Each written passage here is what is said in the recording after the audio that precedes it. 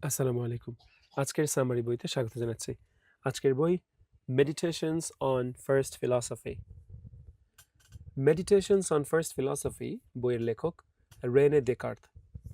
Rene Descartes ছিলেন সপ্তদশ শতাব্দীর একজন বিখ্যাত ফরাসি দার্শনিক, গণিতবিদ এবং বিজ্ঞানী। তাকে আধুনিক দর্শনের জনক বলা হয়।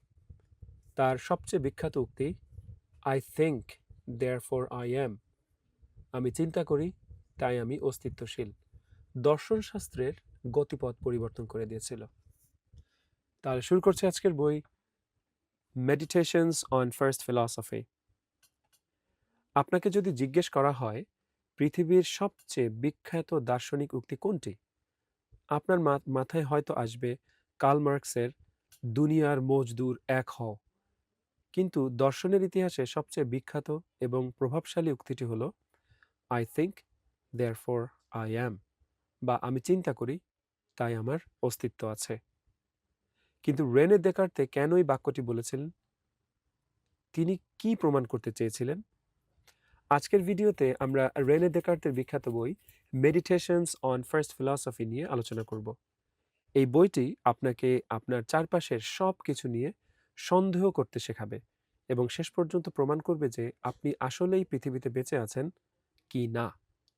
চলুন দেকার্তের রোমাঞ্চকর এই দার্শনিক চিন্তার জগতে প্রবেশ করা যাক। প্রথম অধ্যায়, আমাদের ইন্দ্রিয় বা সেন্স আমাদের ধোঁকা দেয়। আপনার যদি এমন কোনো বন্ধু থাকে যে আপনাকে বারবার ছোট ছোট মিথ্যা কথা বলে, আপনি কি তাকে বিশ্বাস করবেন? নিশ্চয়ই না।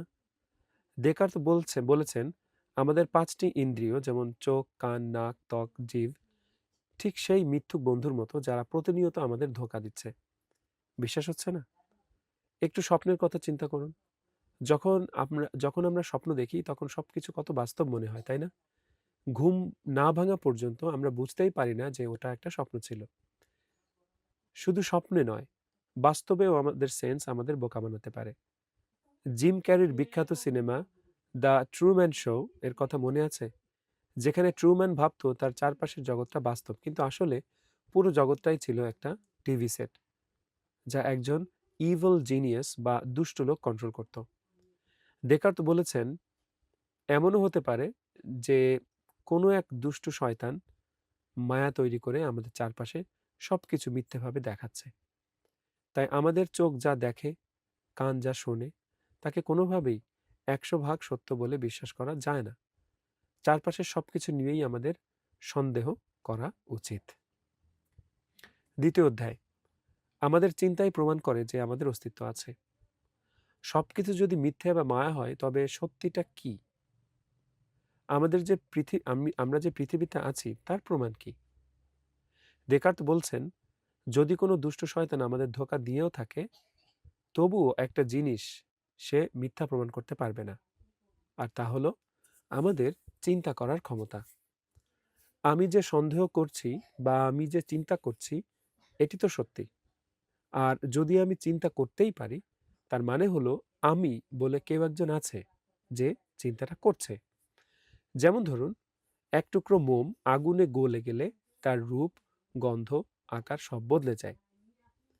আমাদের ইন্দ্রিয় হয়তো বলবে ওটা এখন আর মোম নেই, কিন্তু আমাদের মন বা চিন্তা ঠিকই বুঝতে পারে যে ওটা গলে যাওয়া মোম। এমনকি আপনি যদি ভাবেন আমার কোনো অস্তিত্ব নেই, এই কথাটি ভাবার জন্যও আপনার একটি অস্তিত্ব দরকার। আর এখান থেকেই এসেছে দেকার্তের সেই বিখ্যাত উক্তি কগিটো আর্গো সাম, বা I think therefore I am, আমি চিন্তা করি তাই আমার অস্তিত্ব আছে। তৃতীয় অধ্যায়, জ্ঞান বা ধারণার তিনটি স্তর। যেহেতু আমরা আমাদের সেন্স বা ইন্দ্রিয়কে বিশ্বাস করতে পারি না, তাহলে আমরা চারপাশের জগৎ সম্পর্কে জ্ঞান পাই কোথা থেকে? দেকার্ত বলেছেন জ্ঞান বা ধারণার তিনটি স্তর আছে।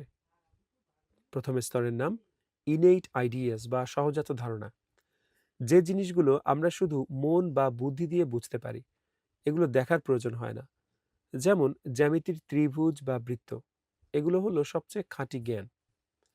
দ্বিতীয় ধারণা বা স্তর, সেটা হলো অ্যাডভেন্টিশাস আইডিয়াস বা বাহ্যিক ধারণা।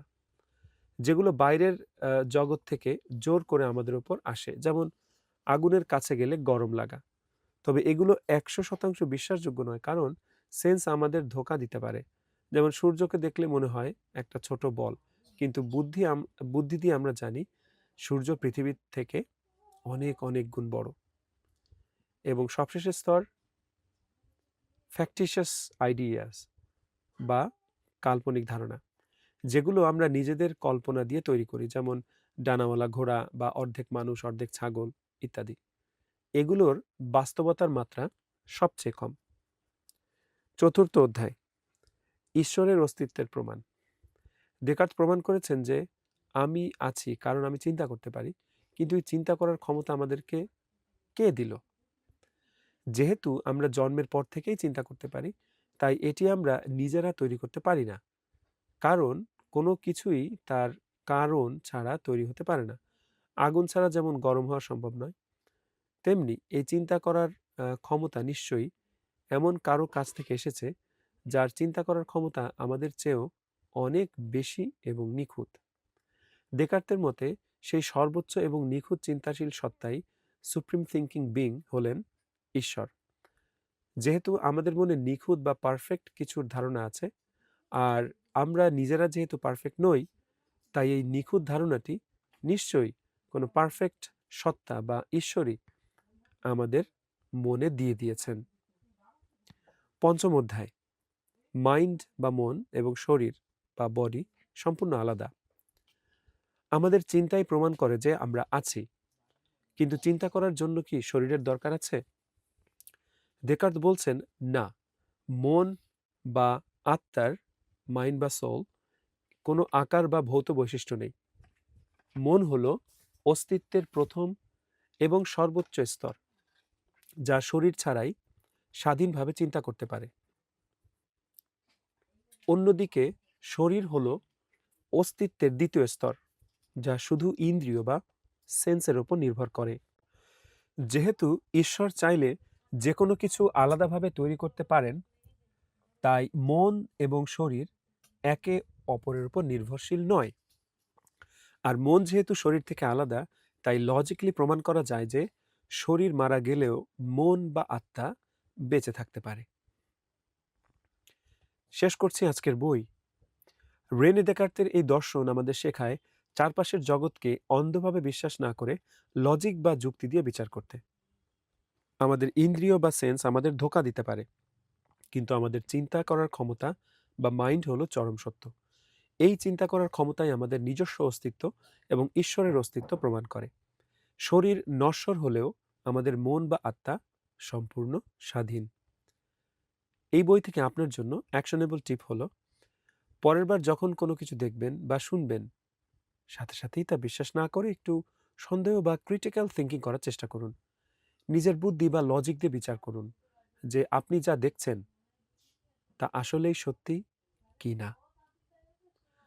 তো যাই হোক, আজকের এই বইটি খুব চমৎকার ভাবে কিছু বিষয় আমাদেরকে দেখালো। জীবনকে ডিফারেন্ট একটা অ্যাঙ্গেল থেকে আমাদেরকে চিন্তা করতে অবশ্যই সাহায্য করবে আজকের এই বই, মেডিটেশনস অন ফার্স্ট ফিলসফি। ভালো থাকুন, দেখা হচ্ছে পরের বইতে।